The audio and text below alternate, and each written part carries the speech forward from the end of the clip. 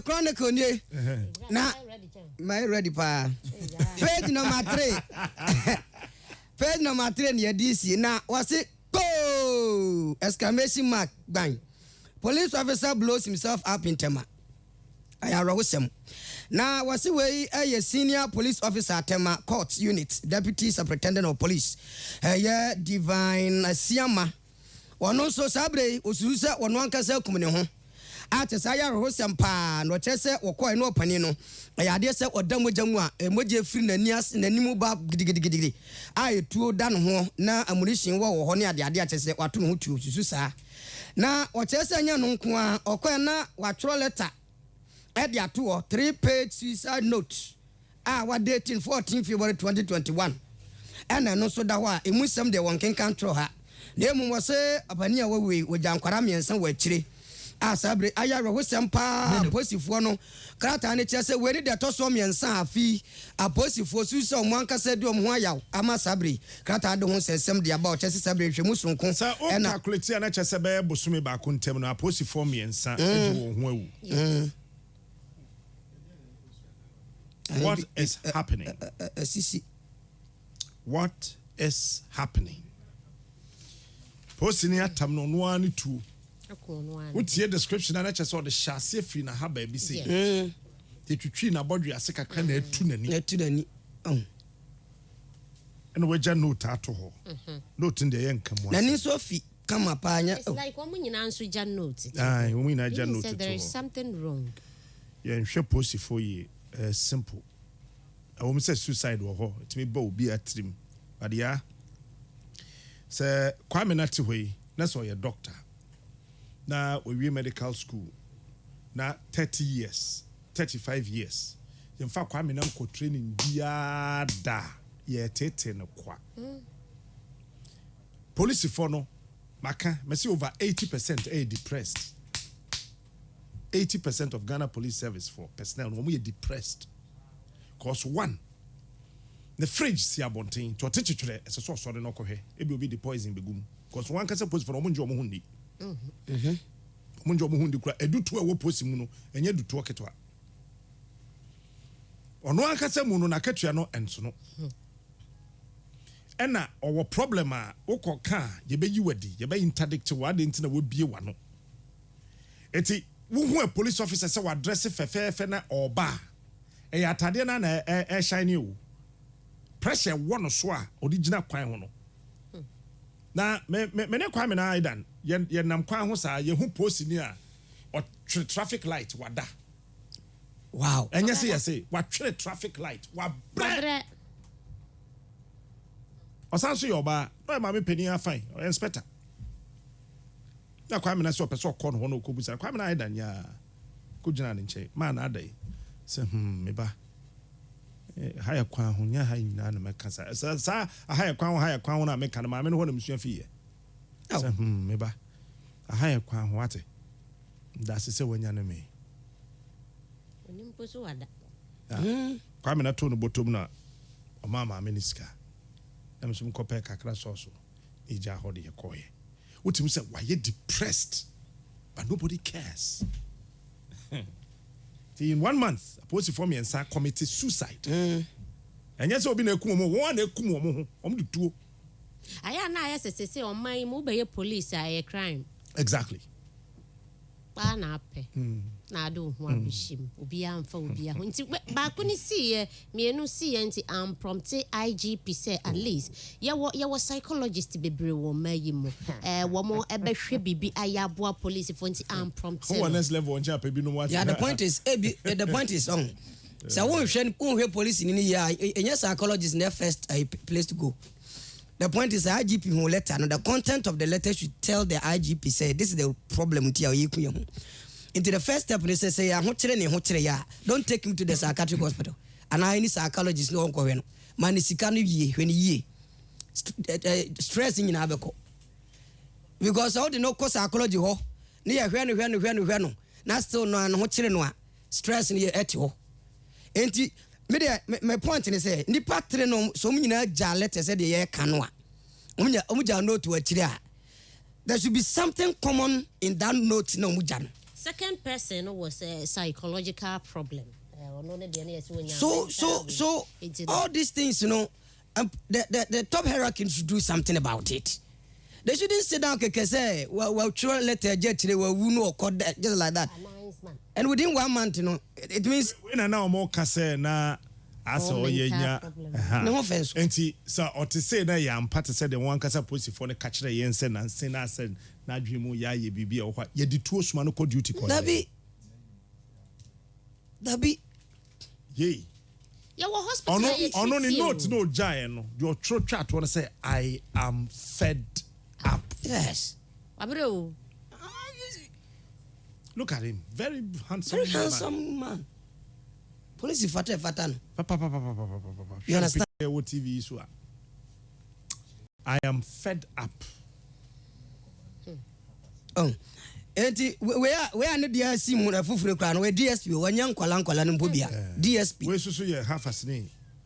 You understand? So what is going on? I mean, somebody should be proactive. Na yeah no ma yenti kunu ho ya. And on some na chronicle na mu nam di wie no petre ho asoro no. O say Godfred Dame demystifies. We post for you. Young. Ba ko so na da hoy.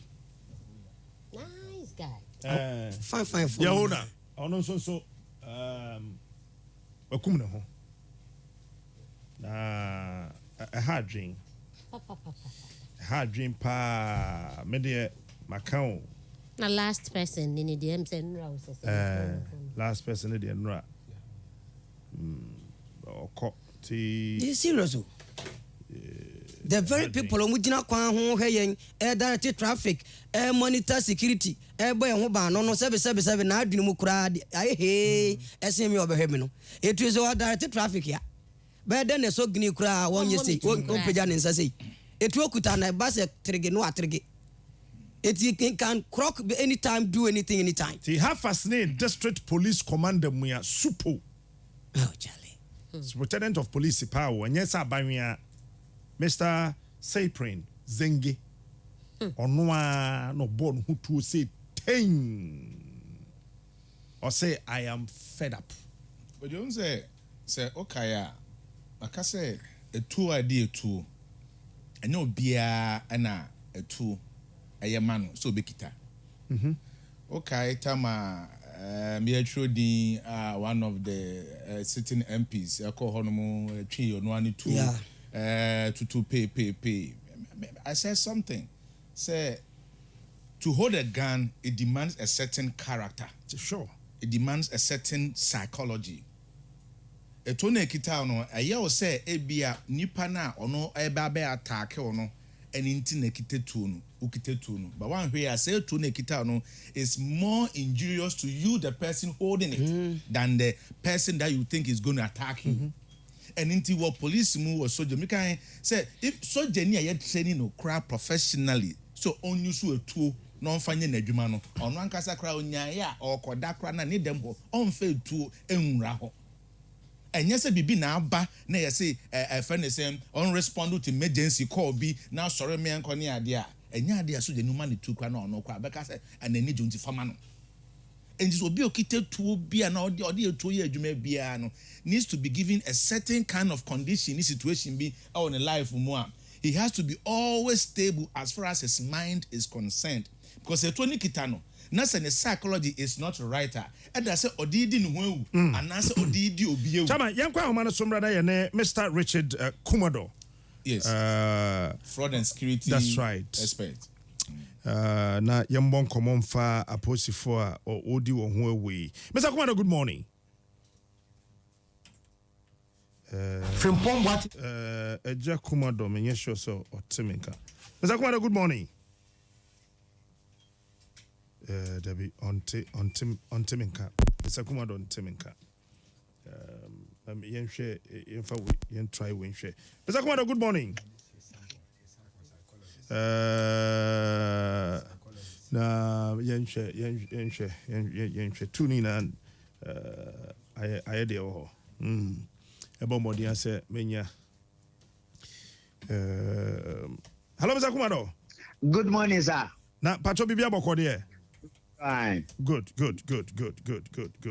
So what check it records are posted for a kunkum wo ho a America was the West record 1948 Michigan, California and Houston a policy for almost 89 and a bobo wo ho to records rich say na 40% of purchase of marital problems relationship related and I want aka so say wobre no one aye depressed wo back Ghana hankasa 1998 and I so aposi for me and so ekunkum wo ho saa ba ko de ohye ne ho akonfo ewa yamforo and abako so ebo no hutu ewe gwabado ewo central region ewo salt pond ewo central region and Ashanti region so Kumasi asafo so posi ni bako so na ose abaya bi opene pan so eja no na ono so edi kum ne ho ewo 1994 but another idea abe no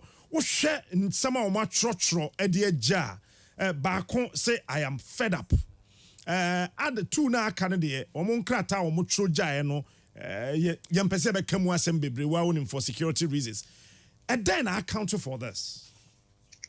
Oh, thank you. Minya ene na okan ye no overall welfare issues. And ho be nya say as a nation and I said the managers of the police service will look at the police welfare. Now, you share welfare now you can about depression and I say the nature of the work they do. And I say remuneration and I say the working environment itself. You're bad fraud when HR give you a job. Now you amount training and I say you amount the particular tools to do the job now. Hormones now war inside now security some issues into your brain and it can lead to suicidal tendencies. And to the extent that some of them class so much run knows and they are very good for us to look at where the key issues are. But as a matter of agency or going forward, say police will sit down and look at one, the welfare issues of the police, and number two, the working environment of the police, and number three, the structure issues of the police. And you will see that psychological issues and social issues will all come in, and the police will be doing a very good job to themselves. So, what share police you meet officers on the streets, you meet them, some in the offices, you go visit some of them in their various homes. You can tell from the way they talk that they are highly depressed. This is an institution that deals primarily with weapons.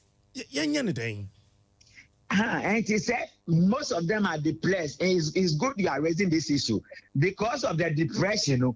Anything normal, roadside, and I said when they are on patrol and they are stopping people, they are already angry before they come. And human relationship, and I said the pure nature of the police, we need to be look at it again. Now, mostly, it's all about the procedure for recruiting the police and the progression of the work and how they need to move from one level to other, being in the geographical location or within the same department. Meaning, I say, I know. Now, hundreds of people are starting process. Over many years, only 5 of us as a result of strong background checks. But and then most of the people we bring into our security agencies. Let's take the background check seriously, enhance it. Now, so let's keep an eye on to who does what. Where do you move from? What is the succession plan? What is the progression plan? And where there are issues, we must take care. One of the issues are security management, leadership is failing the people. When people work under you, you are responsible for their health, you are responsible for their progression, you are responsible for their well-being. If we can go back to some of those things we're doing now, we'll lead our mentor and they begin to have those one-on-one conversations in relation to the work they do, we will not be having the problems we are having. Sir, what share policy for the baby now when dim command across almost all the security agencies? No one, what person to free Ghana, Ubianya visa pay, or number two. Uno dig koma edwuma we pa de min jai kra na min kwotrefie na min nwene me ho ase edwuma ne momu ma wo mo stress e chense nka bi owo problems nkete bi aye personal but edwuma na nkasa akade ye share policy for wo pia police car wo pia sa Afa mo ja ka no kura si wona omo tete fam ho omo ra ho omo ho saa say yen ni the will pepper say ye be boa police adwuma no ma na ye yie ana say aya police for na person be boa omo ho ma mi musa ne saa say yeah can anopa we there. I hope I'm speaking to Captain Smart. This is Captain Smart. You want to put your general brother in trouble. Say your leadership issue. Say your leadership issue. Minya or my big brother. Nyoka any na your leadership issue. When him say police ejumanu say you're calling. We are calling. You are a pastor. I am a pastor. Police ejumanu you're calling. When him say no uko police, you are professional police, you are protocol police. And your political party police. And I'm going to go out. If you crowd only there's on better so. And so we are. But also, I was saying, you are professional police. Professional police. You are political police. Political police. And you are protocol police. Protocol police. But and to some of them, they employ them. The leadership of the police are not aware. And now say they employ them without even knowing the job they are going to do. And so I'm right inside. Politicians now they say me constituency my far nipa 300 and answer 700 for good police one. They don't see the politicians again. And so right inside now say, oh no, this is not what I have been told. And the progression back, career and back. And almost everything looks anyhow to them. It's like, whoa, I'm at the wrong place. And the police say, Jumanu, and you're calling. Some of you Juma bank that bank you're calling. I've done so many things in this country across the group. It is the calling. We say now calling now. It's like the media. You mess up and you will get a job anyhow. And I yes, so as a nation, Captain Smart, you have bigger contacts than I do. Ask your people, when was the last time they allowed the police people to recruit people for themselves?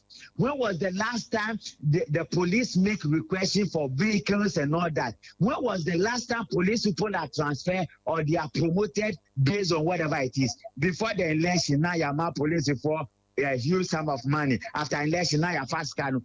We took the money from them. And the police people are asking, why? Is this salary increment or is a loan or whatever it is? Yeah, na yako resist campaign. We wage a warfare. Some of us became a victim to political foot soldiers that don't take the captivity from the security agencies and put them on some pension that they don't even know what it is. Even with a single salary span, how much is the pay of a police officer? We must make sure we do it. Only in 2009, the year survey, and in 2017, the same survey. Now, besides, why has morale in the security agencies has been so low and they are prone to fraud? If you take 10 people out of 8, will tell you that they don't love the job they are doing one, and they are pointing figures to the politicians. Well, first our report here, okay, meaning if you have it, check page 15, what you wrote there. Okay. In your report. And I know the basis of my question. I mean, based on that report now, years back, page 15A indicates say how we recruit officers into our security agencies. One, and you're very cumbersome. Two, and yet open. Three, and yet any pebi na THN will pull strings, just to employ certain people and force them on the administration. Let's be professional. Leadership again. Leadership. Agozo moi, I'm not holding brief Agozo that he belonged to a platform. Seminar, but who share the issue of Agozo and all that? Leadership. They are fighting among themselves at the highest level. They are fighting. Police people fighting among themselves. Because some people believe that certain people shouldn't be at certain places. I have written about it. Let's look at the way we appoint the hierarchy of the police. In some other jurisdiction, when you're a service officer, you don't become the IGP of the institution.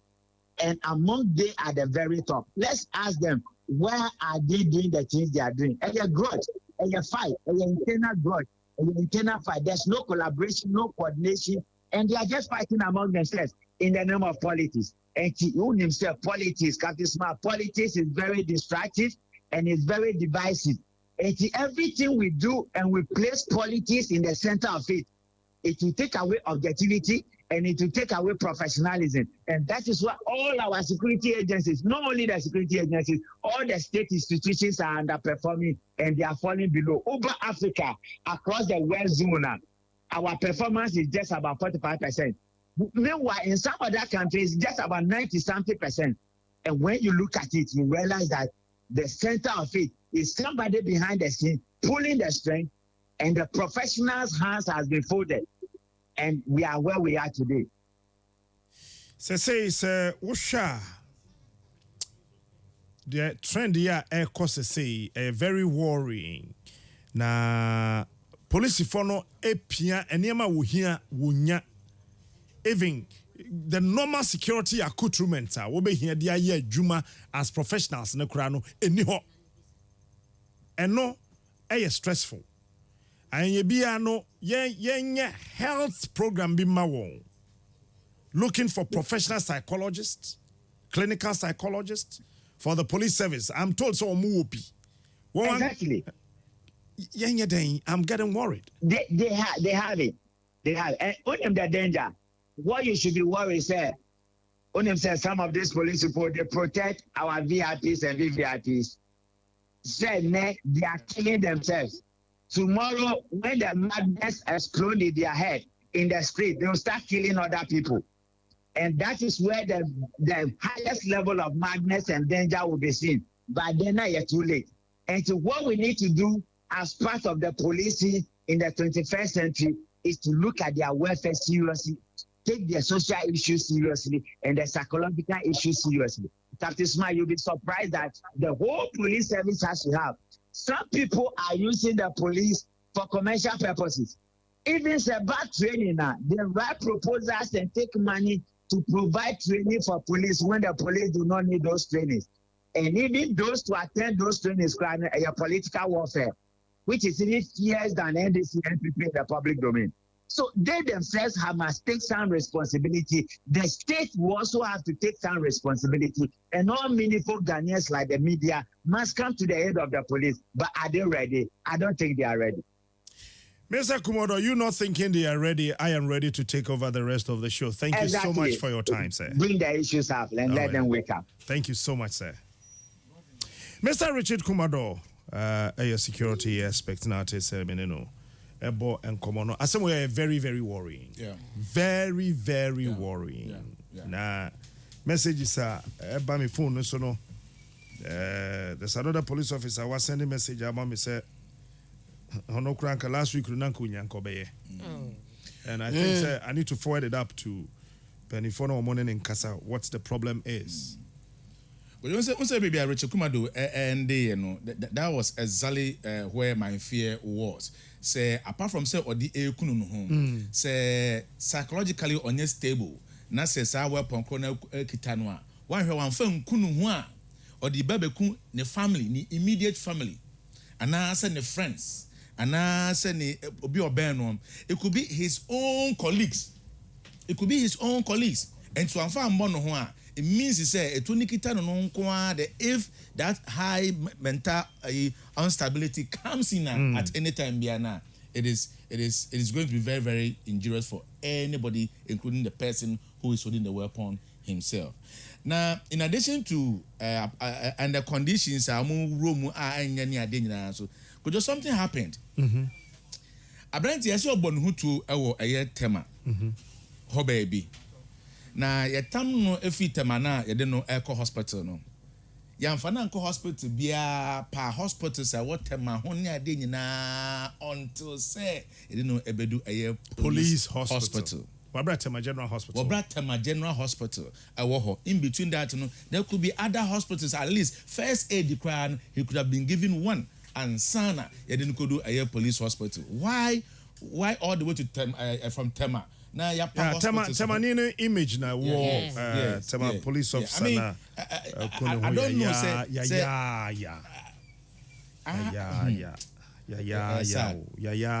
I mean, if we share now, Tim say. We're young. But I mean, Captain, they met me. I can say, if we are say, deɛ bɛto bia no sɛ nyɛ bia mental problem a ɛyɛ serious a bia wɔno ankasa kora wɔntimi control ne ho a wo last way in decision ɛnyɛ sɛ kun ho okay ma me nkɔ ama no so mmra ho na mene Dr. Emmanuel Siampong or a psychologist. Doc, good morning. Good morning, Pacho Captain Niana. Pacho Ane. Captain Pacho Midini Asampon. Asampon. Okay. Pacho Ane. Medasi pass or correct me. Medasi papa. Doc, dear ATSC a police service in we. Yanya day, wadaroma. Captain, say, ye shano say police service na say ye be amano too simplistic.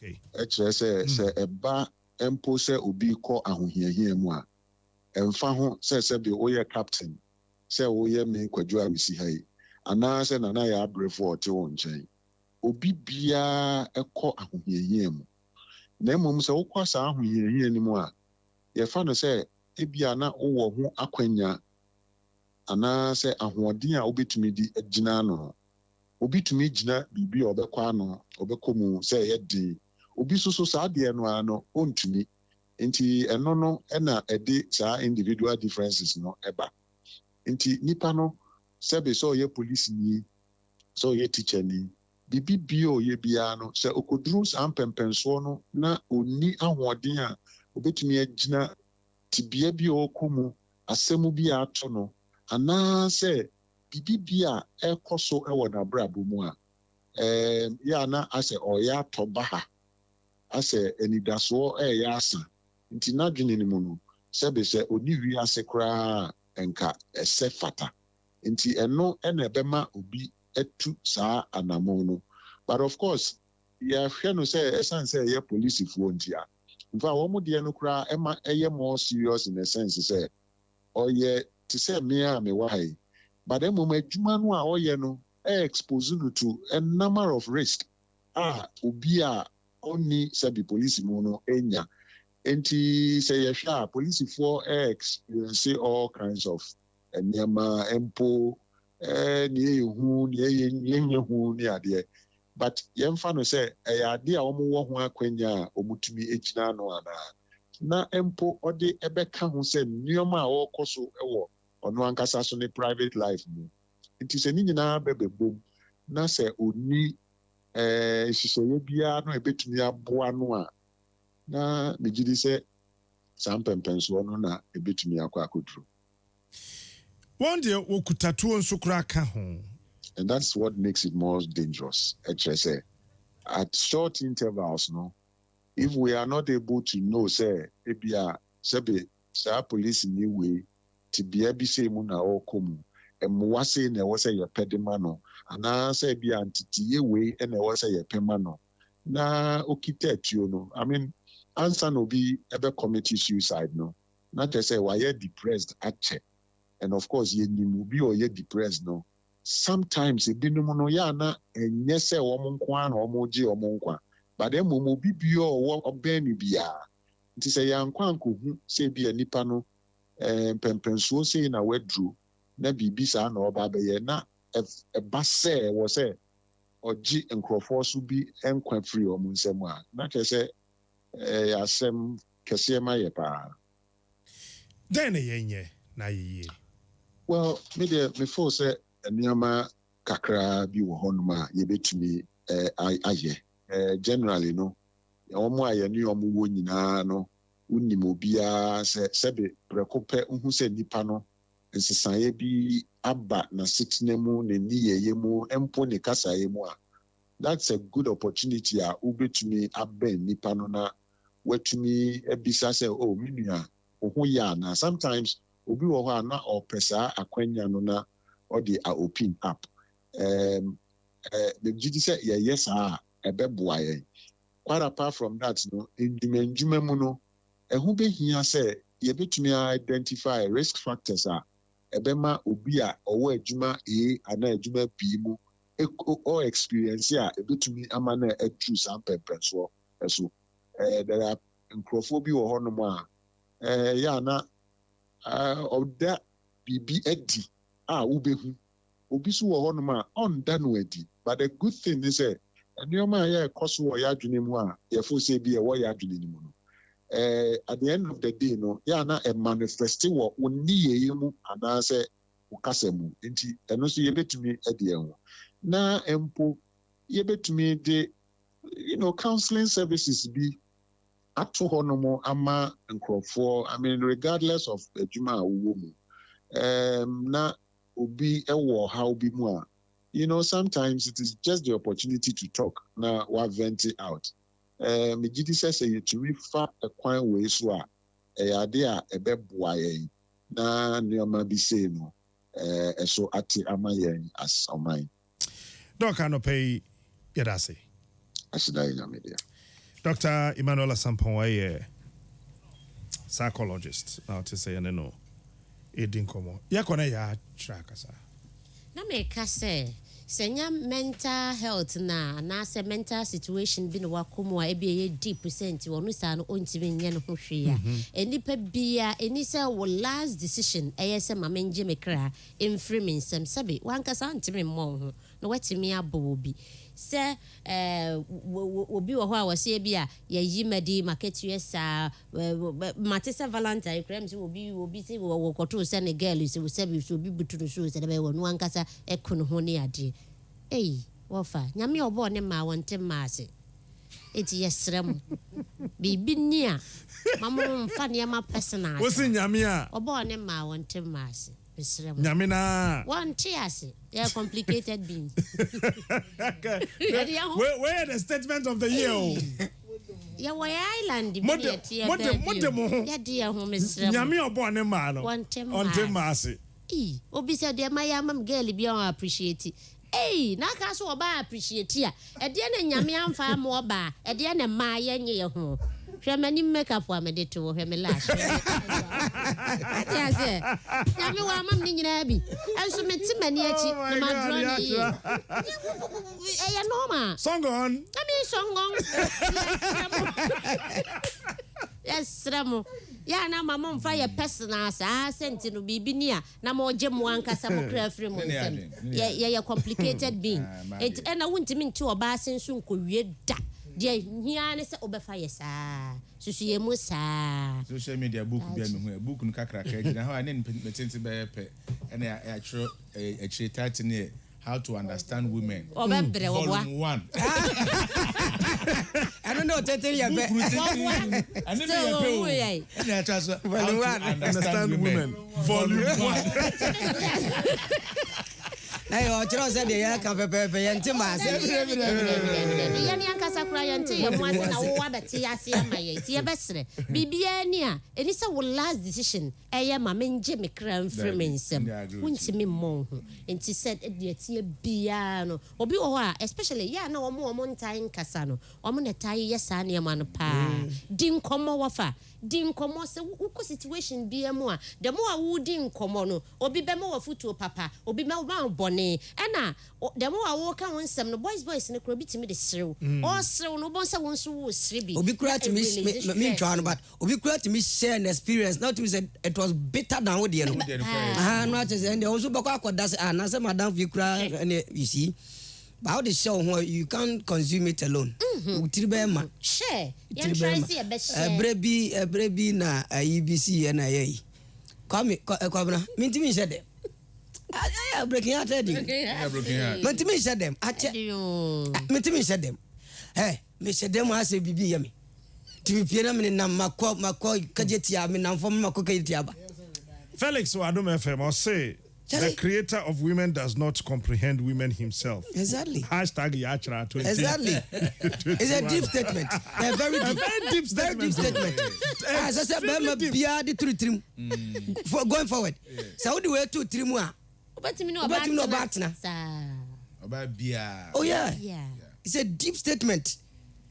Enti enough from enti psychological man se bana se wan cha unen kofo ancha obetimi ekun ho simple me se dem pa chaman number pie free breman west na me nante kokayitia kai me kwa hwe o me free breman west kronom side no okwan me nante kokayitia me se dem asembeu na ede Baki ati bi aba ni bra meti we na me na agi mi o kamewu akwa wa bu hey me odi kwadi mu wo bu awurade a oh na me person use me nka me wi aba hey brama west koketi anam na fo me de ka ya den wo koye den me koye den me ko ne nam me sadam wa so obi chi me me da me na chese maye bibibi ni nam ro from sao timi nam krom na chese ase kai twam dede ni pa ko na ase me okay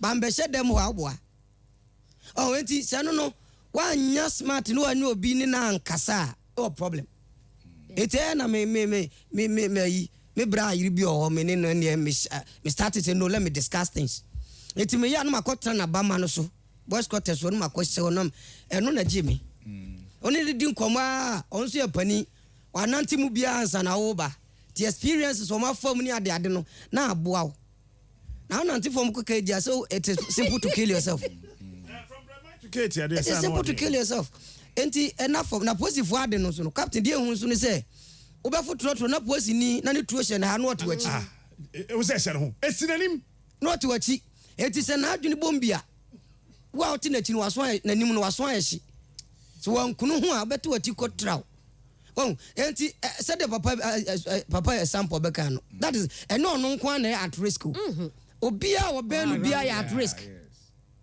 enti mo hwe ye mai because ana onim nipa da sani ankasa no doc akan obia wo problems obia obi no wo wiase a oni problem na I am ta ka she me namfo eti say chale man of like ka she me na say nyankopon fa ne kransie we ya obi a okra say yan fa mpesi ensi suma no oda no ho abasesi a no kita say avoda from 4 pick up ready baako okwa na say buy I say amam ko hwe no buy am say ode ka akonya accident apprend na he had onya cardiac arrest was driving so say buy na the car still was in motion Sanufi di chemu so airport on about until before Jofe no gata wo ha boys no ro car no na odi ko dua ho ane ade na say na ye shem na bushman say say challenge diu na say diu no was sa was kwa me na ye ade e din bia na ye enya din anka ebu o say enya din anka ebu wo ka ya o drive so person say din wo ko to nkonwa wo pe nkonwa aduane ye din then e bi so say I also say din na ye and me so ya me so me di bako bi ka ho say da obe solve problems na be wie no ehun hia say ade pa be che won enti nyame omma 1 second crime be ka won problems in also we are solve problems in every year there is no reason why you must live say what we are say only problem say what we are then what you then enti problem there yen fan to etim say only problem there's no reason why you must live one kasa no as devil be ka say nyankopon say nyame ma solve me problems in every I never say kwai won't na be wu aya we ye bon person ma mi wu nyame me so me nkumi enti enfan she adwunu say nia wo namu no eye ebia bibi papa bi na hyehya wo no akọboa wo ewo wani mu na oma ne man so hye osu pia na kofa sa ne ma wo nyina ba na doctor eka no wo problems a ka kire obi saa so na yenya ye adwen say o ye ni problems ni ade problem wo obi so no enye se o se be solve ma no ade a obia pese obenya aso a obetie saa problem no so be a problem na we nya aso a ebetie a problem shared and a problem shared is half solved. That's true. A problem shared is half solved. Na ka nipa now ne be share sa problem no. Mesre obi bi o hwemani anope. Obi biara mesre. Who so no problem a nya daje na botre. Na wo de tie no keke. Tie. Just tie. Onka emfa nkodi nkomo. Exactly. Emfa nkodi nkomo. Just say akanipa obetie saa de na ma no because obe ka kire mami obe ka kire papa yi ene anke ka ni timu nkopokra anko wope ene anke me bewu Gama be as a car board no and na airtie na ye boa no. Ye ni trouser cross there be you should there be. And so what do you mean be ku ho ahye? Come on, when you trouser no, ye trouser yi ni pabwa. Sa na ne ba pull over that or there so that Asia honya. The answer pull over that. The zaro or there so and not say sauce and the anchor no crab firm. And none shall shoot no go se bu there. So be answer. Yeah, sa wait till I will be one say ro bakra. Yamanku mo share. Ye by force. Enti aka nipa na o ka o problem na ahyɛ no amanfo pe amanfo nsɛm a yɛ de nante chairman problem wo hu sɛ wo nie ono betimi aka kyerɛw nanso anya bia meka sa asɛm wie ai ɛkyira asɛm te sɛ mɛkɔ akɔtere he mantere radio show that's right enti mesre yɛn de yɛ sɛ any problem and I also need problem but no problem ehia wo bi sɛ waka kyerɛ no kora awie no na afede waba fam ba wanya obi anka nkyerɛ no owotu ɛhyɛ no ho ɔwɔ sekan ɛhyɛ no ho owudie bia bɛn no a ne besi ekyɛ no ya na nyɛ ɛna family nso no ayɛ a wɔn nte nkɔɔfo ase empempi no sɛ obi kɔ psychological problem mu a yɛdwen sɛ yɛduabo obi na ato na duro bɛma no wakɔfo obi gɛ wakɔfo obi yire ne yabɔ ne dua yɛadome no saa dwemfi ne yɛnyi mfiri hɔ Dr. Samaya te aseɛ sɛ obi wɔ hɔ a wɔnam a wɔte voices ne nkyerɛ sɛ obi na ɛyɛ no na emom ɛyɛ mental problem ɛna wakɔ mu family yam pɛsi yɛbɛboa kyɛn sɛ yɛpɛgya nipa ni ne yɛde ne kɔmpaebɔ yɛsɛ yɛhɔ no wɔkɔ akɔnya wɔgye yɛsrɛ pa wo sɛ wo nipa no ne subanya sesa kakra bi a pentam na boa no abrantie bi ne nam hɔ no yɛka na asɛm sɛ obetumi ayɛ video adi matam but ne nyinaa mu no ohia moa every family hɔ yɛbɛsrɛ family sɛ wɔn ntwemmɛn no why funny face asɛm na kan anaka uwi anka hɔ na mekɔ ohia moa ntwemmɛn no ohia moa ɛsɛ sɛ yɛboa no